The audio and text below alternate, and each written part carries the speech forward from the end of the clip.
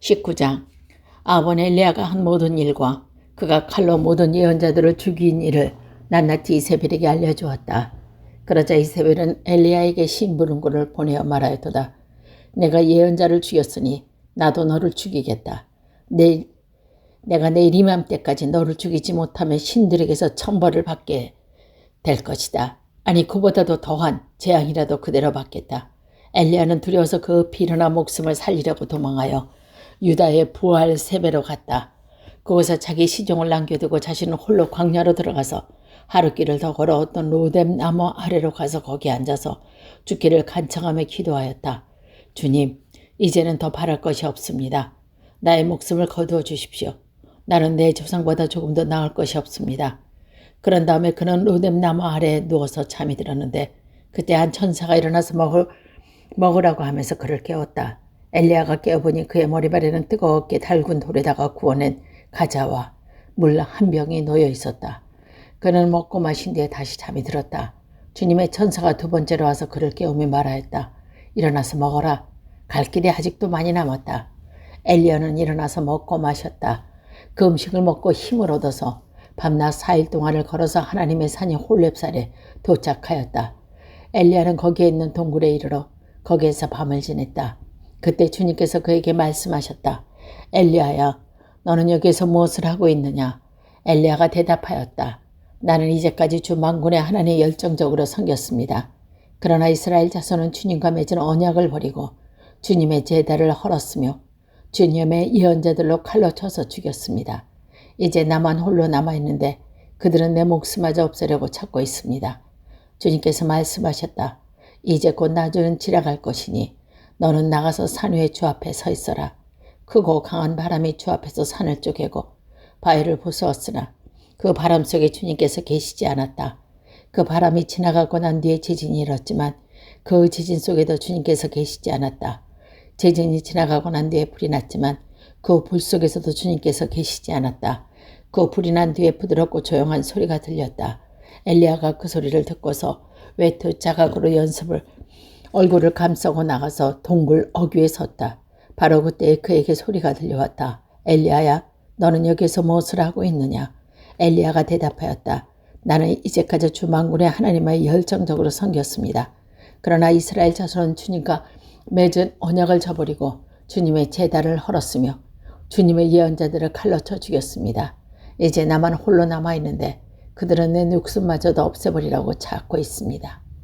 주님께서 그에게 말씀하셨습니다. 너는 돌이켜 광야길로 해서 다마스커스로 가거라.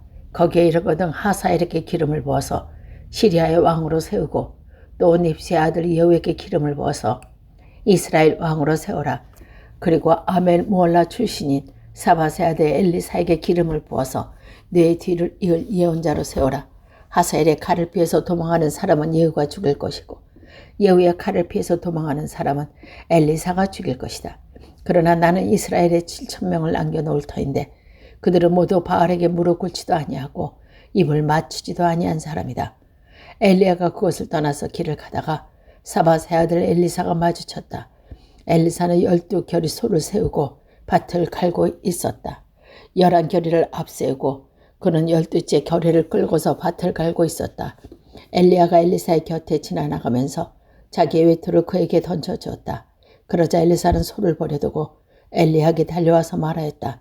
아버지 어머니에게 작별 인사를 드린 뒤에 선생님을 따르겠습니다. 그러자 엘리야가 말하였다. 돌아가거라. 내가 네게 무엇을 말했길래 그러느냐. 엘리사는 엘리야를 떠나서 돌아가서 겨리소를 잡고 소가 매던 명예에 불살라서 그 고리를 삶고 그것을 백성에게 줘서 먹게 하였다. 그런 다음에 엘리사는 곧 엘리야를 따라가서 그의 제자가 되었다. 20장. 시리아 왕 베나다는 군대를 모두 모았다. 지방 영주 32명과 기마병과 병거들을 모으자 그는 올라가서 사마리아 성을 포위하고 공격하였다. 그는 그 성 안에 있는 이스라엘 왕 아합에게 사절을 보내어 그에게 말하였다. 나 베나단이 말한다. 너의 은과 금은 모두 나의 것이다. 그리고 내 아랫다운 아내들과 자녀도 모두 나의 것이다. 이스라엘 왕이 회답을 보내어 말하였다. 나는 상전이신 임금님의 말씀대로 나와 내가 소유하고 있는 것을 모두 임금님의 것입니다. 사절들이 다시 아합에게 와서 베나단의 말을 전하였다. 난 베나단이 말한다. 내가 전에 사절을 보내어서 전달한 것은 너의 은과 금과 아내들과 자녀들의 모든 나에게 보내라는 말이었다. 내일 이맘때쯤에 내가 내 신하를 보내겠다. 그들이 내 집에서 신하의 집을 뒤져서 그들의 눈에 드는 것은 무엇이나 가져올 것이니 그리 알아라. 그래서 이스라엘 왕은 모두 안에 모든 원로들을 모아놓고 의논하였다. 벤하닷이라는 사람이 꾀하는 일이 얼마나 악한 일인지 잘 생각해 보시오. 그가 나에게 왕비들과 자녀들을 내놓으라고 하고 또 은과 금까지 요구하고 있는데 나로서 이것을 거절할 수 없어. 그러나 모든 원로와 백성들은 왕에게 벤하닷의 말을 듣지 말고 요구하는 것을 보내지도 말라가 간언하였다. 그래서 그는 벤하닷의 사자들에게 말했다.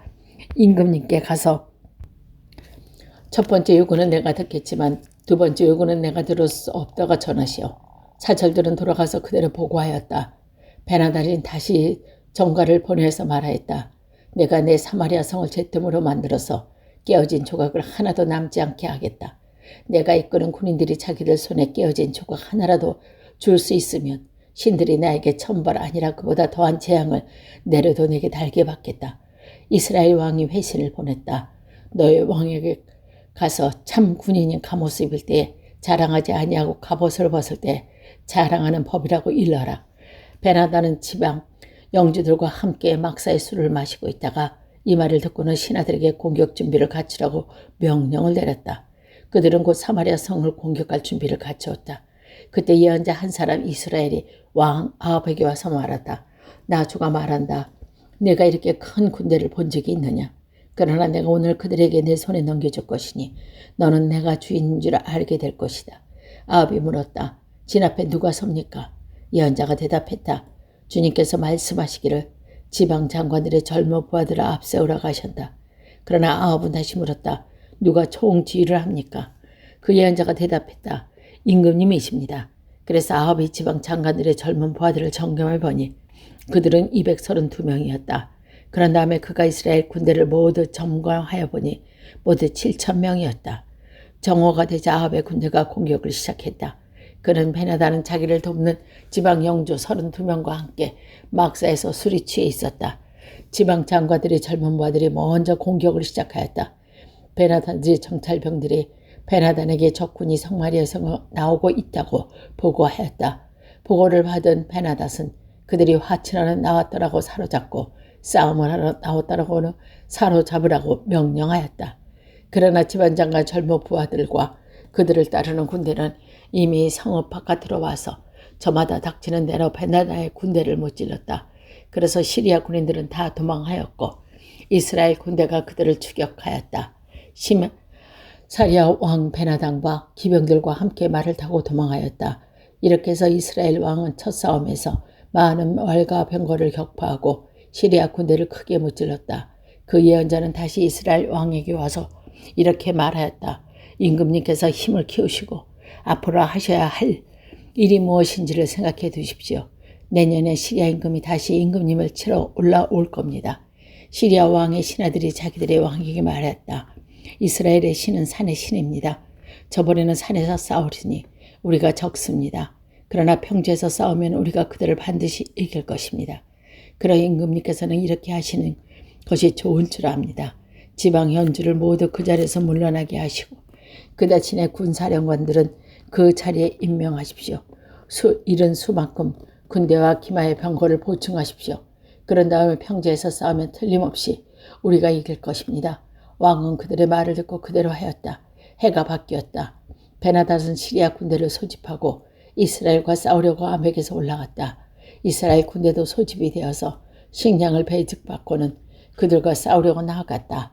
이스라엘 군대가 그들 앞에 진을 쳤으나 이스라엘 군대는 시리아 군대에 비하면 마치 작은 염소 2태와 같았다. 시리아 군대는 그 땅을 가득 채울 만큼 많았다. 그때 하나님의 사람이 가까이 와서 이스라엘 왕에게 말했다. 주님께서 이렇게 말씀하셨다. 시리아 사람이 말하기를 내가 산의 신이지 평지의 신이 아니라고 하니 내가 이 큰 군대를 모두 내 손에 내주겠다. 이제 너희 곧 내가 주인 줄 알게 될 것이다. 양쪽 군대는 서로 대치하여서 이래 동안 진을 치고 있었다. 드디어 1회째 되는 날 전투가 벌어졌는데 이스라엘 군대가 시리아 군대를 쳐서 하루 만에 보병 10만 명을 물리쳤다. 그 나머지 아벡성으로 도망하였으나 성벽이 무너져서 나머지 2만 1천 명을 덮쳐버렸다.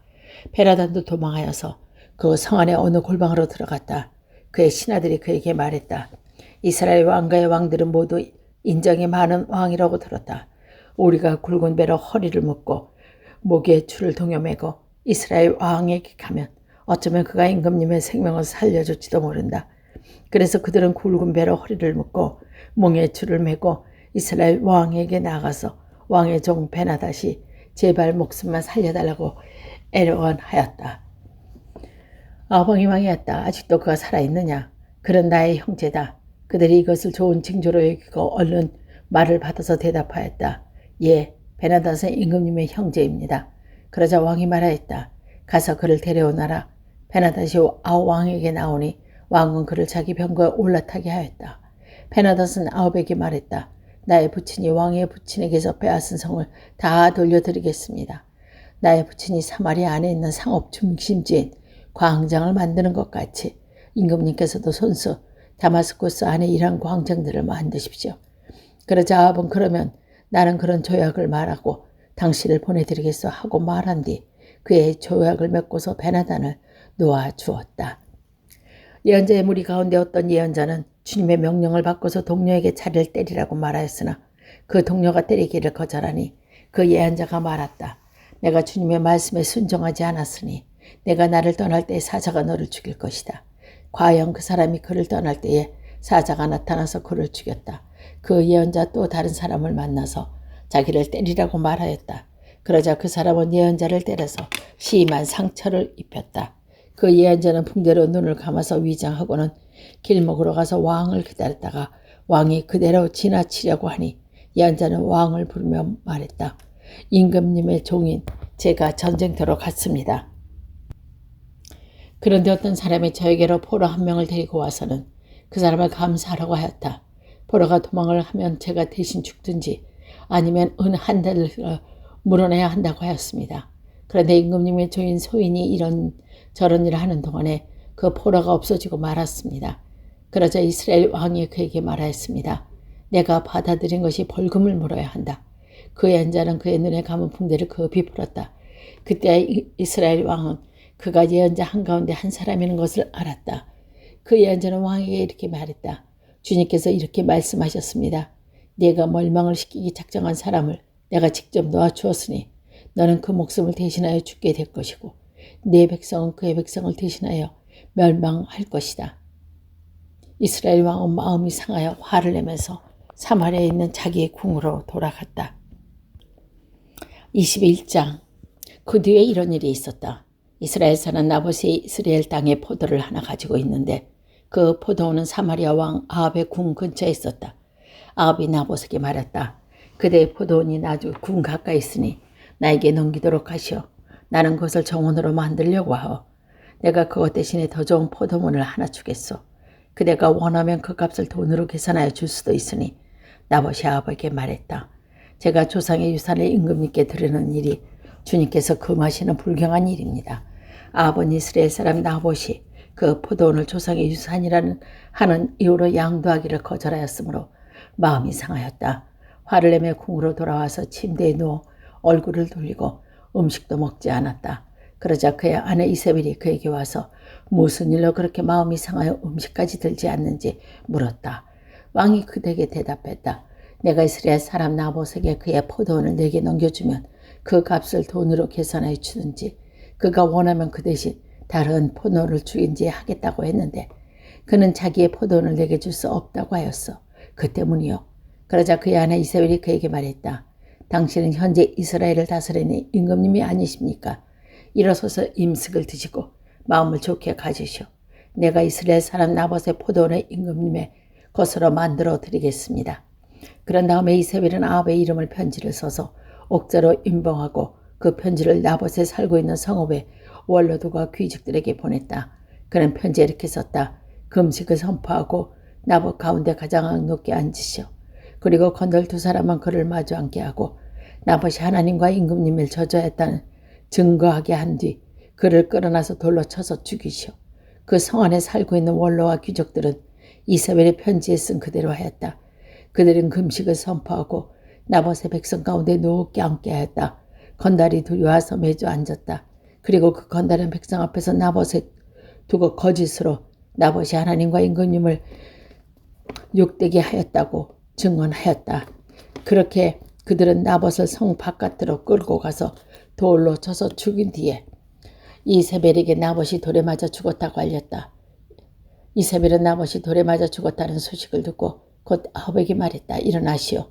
돈을 줘도 당신에게 넘기지 않겠다고 하던 이스라엘 사람의 나봇의 포도원을 차지하시오. 나봇은 살아있지 않습니다. 죽었습니다. 아합은 나봇이 죽었다는 말을 듣고 일어나서 이스라엘에 있는 나봇의 포도원을 차지하라고 내려갔다. 주님께서 디십 사람 엘리야에게 말씀하셨다. 일어나 사마리아에 있는 이스라엘 왕 아합을 만나러 내려가거라. 그가 나봇의 포도원을 차지하려고 그곳으로 내려갔다. 너는 그에게 다음과 같이 전하여라. 내 주가 말한다. 내가 살인을 하고 또 재산을 빼앗기까지 하느냐.